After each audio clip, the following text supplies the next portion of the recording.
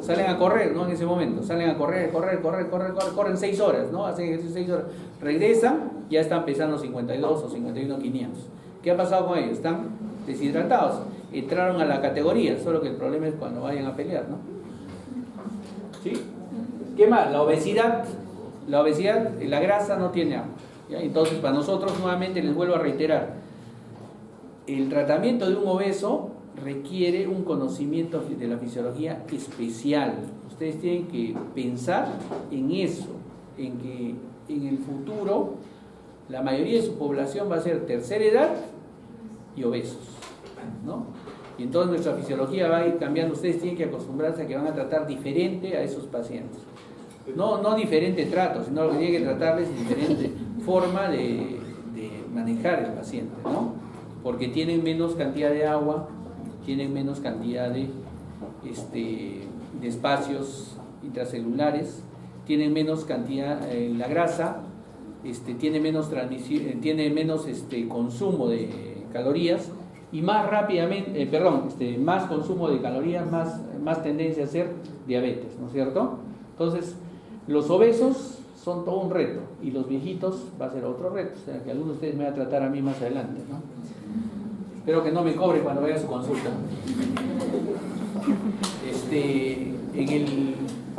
El sexo altera también la mujer, su manejo de líquidos es diferente al del varón y la edad, conforme vamos avanzando, vamos a ir viendo que nos vamos deshidratando y nos vamos quedando más chiquitos, ¿no?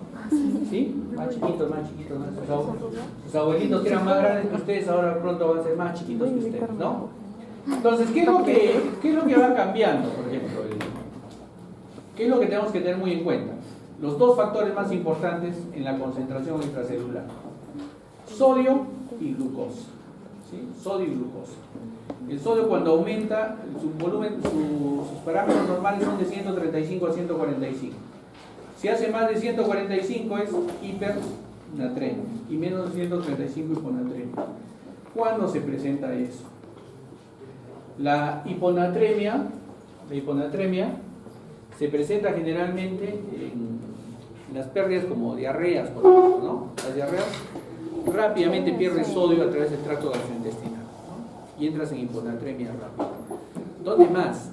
En los pacientes que se tequean, los TECs, en los accidentes, pacientes que se caen, tienen accidentes de tránsito, se golpean el cerebro, generan hormona antidiurética, y la hormona antidiurética, ¿qué es lo que hace? Retiene agua la hormona antidiurética. Y cuando retiene agua la hormona antidiurética, ¿qué es lo que pasa con nuestro medio interno? Se diluye, ¿no es cierto? Se diluye. Entonces el sodio, que estaba con 5 litros, era normal 134, si sube a 7 litros ya no va a ser 135, va a bajar su concentración. Recuerden que los milosmoles son miliosmoles, concentración de solutos por litro. Y si tengo más litros de agua, entonces va a diluirse, ¿no? Y va a ser hiposmolar. Hipernatremia, cuando ingerimos demasiado, ¿no? Demasiado sodio. Y entonces ambos nos producen alteraciones. Esta es la pregunta, como les digo, clásica del doctor Cruz. 3% y 7.5%. ¿Por qué usamos esas soluciones tan salvajes de cloruro de sodio? Nuestro cloruro de sodio normal isotónico es 0.9%. 0.9% tiene 154 miliequivalentes de sodio, casi lo mismo que tiene el plasma sanguíneo. Pero estas soluciones tienen una gran cantidad de miliequivalentes. Ahorita retrocedo esto. Estas soluciones hipertónicas tienen una gran cantidad de miliequivalentes. La de 3% tiene 513 miliequivalentes. Y la 7.5% tiene 1283 miliequivalentes. En la práctica vamos a conversar, ¿no es cierto? ¿Cuántos gramos de sodio hay en 0.9%? ¿Cuántos gramos de sodio hay al 3%? ¿Cuántos gramos de sodio hay al 7.5%? Y eso es la cantidad de miliequivalentes que tenemos. Con esa cantidad de miliequivalentes, nuestro líquido extracelular se va a convertir en hiperosmolar, ¿no es cierto? Hiperosmolar. ¿Y para qué quiero un líquido hiperosmolar? Pues resulta que, por ejemplo, cuando tenemos un paciente con hiponatremia, entonces, ¿qué es lo que pasa? ¿Cuándo hacemos hiponatremia, hemos dicho? Cuando no consumimos, cuando tenemos diarreas o cuando tenemos un TEC, ¿no es cierto? Y se diluye. Entonces, cuando hay hiponatremia, ¿qué es lo que quieren hacer nuestras neuronas. Yo tengo hiponatremia sistémica. ¿Qué pasa con mi neurona? Tiene su concentración normal. Entonces, ¿qué pasa en la hiponatremia? ¿El agua de dónde a dónde va a ir? De líquido hacia la neurona. Tengo hiponatremia. Mis milosmoles están bajitos a nivel circulatorio. Entonces, la célula está normal. Entonces, le voy a comenzar a dar agua a la célula para equilibrar nuestras concentraciones dentro y fuera de la célula. Pero esto le genera un edema a la célula y un edema cerebral. ¿Ya? Casos diferentes cuando hay hipernatremia, ¿no es cierto? Cuando hay hipernatremia la célula se deshidrata. En ambos casos acaba la célula, la neurona alterada, ¿no? Alterada, y a veces el primer signo de una hiponatremia, por ejemplo, cuando hay edema cerebral, es que comienza a convulsionar con el paciente. Y nosotros pensamos que es convulsión, se ha golpeado la cabeza, es la convulsión. No es por eso, es por la hiponatremia. ¿Ya? Entonces, ese es el key del peligro, del riesgo de la alteración en concentraciones de los miliosmoles, principalmente el sodio y la glucosa, ¿no es cierto? La glucosa. Cuando tenemos hiperglicemias, ¿qué es lo que sucede? Las células se deshidratan para darle líquido afuera para equilibrar las concentraciones osmolares. ¿Cuánto era nuestra concentración osmolar? 290, ¿no es cierto? Entonces, pero si tú tienes 290 con 110 de glucosa, pero si tú le subes el paciente 600 de glucosa, entonces nuestro nivel osmolar sube un montón, ¿no es cierto? ¿Sí? Y se llama hiperosmolar. Si tienes de sodio 140, normal, pero tu sodio por la ingesta que tuviste tienes 160, entonces también sube tu nivel osmolar, ¿sí? También sube.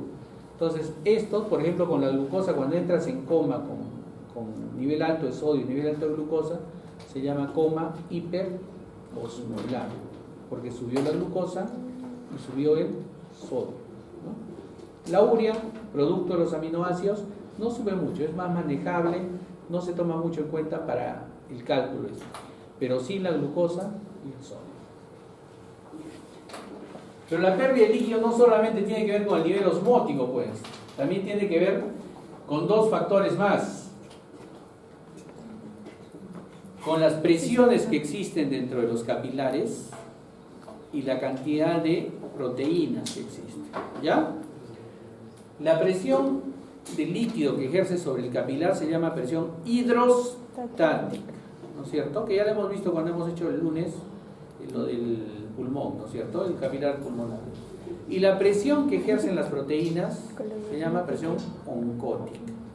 Ahora, para que se mueva el líquido pasa por los capilares, pero tiene tendencia a salirse, se sale, ¿no? Se sale.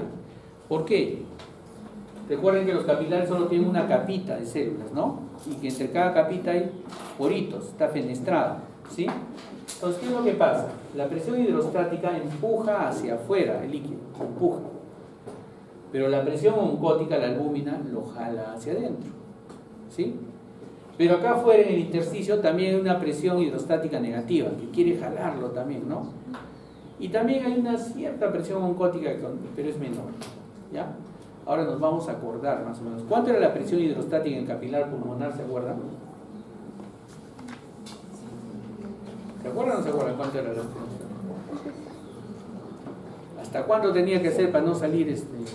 ¿Se acuerdan que en la aurícula era 5 y en el tronco pulmonar era 15 y estaba en el medio, el capilar pulmonar era 7, ¿no es cierto? 7.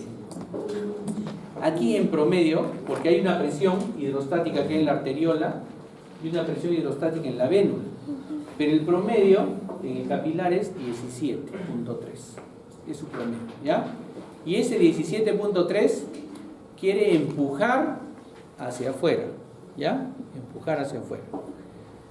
Pero ¿quién quiere que no salga el líquido? La albúmina, ¿no es cierto? ¿Y la albúmina genera qué presión? Oncótica, ¿sí? Y esa presión oncótica es 28, evita que salga. Sin embargo, hay otras fuerzas de salida, como les decía. Tenemos la fuerza de la presión hidrostática intersticial, que trata de jalar el líquido para afuera, y es más o menos 3. Y la presión oncótica del plasma, del plasma, afuera también, que trata de jalar, ¿no? La presión coloidosmótica intersticial, que jala, que es 8. Entonces vamos a sumar las presiones de salida, 17.3, 3 y 8, y nos sale 28.3. Empujamos. Y para retenerlo es 28, la presión coloidosmótica, la de las proteínas, 28. Entonces siempre hay un valor positivo de 0.3. Eso hace que salga un poquito de líquido al intersticio, ¿sí? Y cuando saca ese poquito de líquido al intersticio, es absorbido por el linfa, ¿no es cierto? Por los tejidos linfáticos, y se lo lleva. Lo mismo pasaba en el pulmón, solo que en el pulmón la fuerza de salida era 1, ¿no?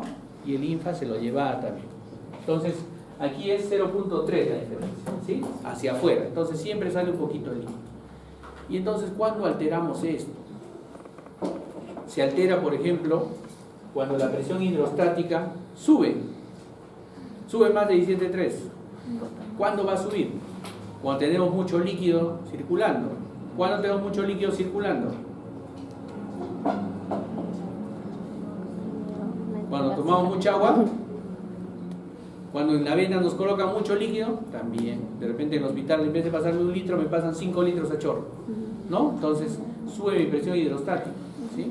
Sube mi presión hidrostática, ¿ya? Y eso comienza a generarme salir el líquido, ¿ya? ¿Cuándo más aumenta la presión hidrostática? Cuando hay obstáculos. Por ejemplo, cuando vimos varices, ¿qué pasaba? No subía la sangre, ¿no es cierto? Porque en los sitios que se había distendido las venas se quedaba el agua, ¿no? La sangre. Esa sangre encharcada comenzaba a generar presión hidrostática, aumentaba la presión hidrostática, aumenta 20, 30, entonces hay más presión de salida. Ese líquido sale al intersticio y se convierte en edema, ¿no? Y así se el edema. ¿Dónde también se puede alterar? Por el otro lado, la presión coloidosmótica. Por ejemplo, tiene un paciente desnutrido, la presión coloidosmótica no llega a 20 y la hidrostática sigue siendo igual. Entonces hay como 10 fuerza de salida más 10. Sale líquido igual y el paciente comienza a hacer edemas. Entonces un desnutrido crónico que no tiene proteínas, está panzoncito, con edemas en varias partes del organismo, lo van a ver en pediatría, ¿no? Y entonces eso es señal de que se ha alterado la presión coloidosmótica, necesita proteínas, ¿ya? ¿Cómo le ponen proteínas a ese paciente? Lo hospitalizan, no le van a dar carne pues, todos los días, pobrecito, ¿no? Entonces lo hospitalizan y le ponen albúmina, ¿no? Que es la proteína principal por la vena, ¿no? Y le van pasando albúmina, ¿ya? Y entonces es un viejo truco para fundir edemas también. Esos edemas que se dan entonces pueden alterarse por presión hidrostática y por presión coloidosmótica, es decir, aumenta la presión hidrostática o disminuye la presión coloidosmótica. Recuerden que para la salida del líquido en el capilar necesitan presión hidrostática y presiones de salida del mismo intersticio. Y para que se quede el agua dentro del vaso sanguíneo necesitan presión coloidosmótica. ¿Quién les da eso? La albúmina, ¿ya? Entonces, y ese equilibrio constante hace que nosotros no tengamos edemas. Pero si le salen varices, ¿qué pasa? Entonces el varice aumenta la presión hidrostática, ¿no es cierto? ¿Qué pasa si comienzan a dejar de comer carne, proteínas? Ya no carne, porque los vegetarianos saltan, ¿no? Si comienzan a dejar de comer proteínas, entonces disminuye la presión oncótica. Y sale también. Y entonces ahí tenemos el equilibrio. Y este equilibrio entre el capilar y las presiones coloidosmóticas e hidrostáticas sigue las fuerzas de Frank Starling, ¿no es cierto? Que se extienden a la mayor presión te vas a adaptar, ¿no? Cuando tiene más presión hidrostática, sale el líquido del plasma y hay edema, ¿no? Cuando tienes más presión, por ejemplo, aumenta la presión del capilar también, por ejemplo, ¿cuándo? Cuando tienes insuficiencia cardíaca, ¿no? La insuficiencia cardíaca se va quedando sangre en el pulmón o se va quedando sangre en las venas grandes, cavas, todo, y se va a ir quedando la sangre. Entonces igual aumenta la presión hidrostática de esos capilares sale líquido y hay edema. Igual era en el edema pulmonar, ¿no es cierto? Igual es en el edema general. Solamente varían las presiones en edema intersticial y en edema pulmonar. Igual si no hay proteínas, ¿no? Si no hay proteínas. ¿Listo, jóvenes? Entonces, lunes no hay clase.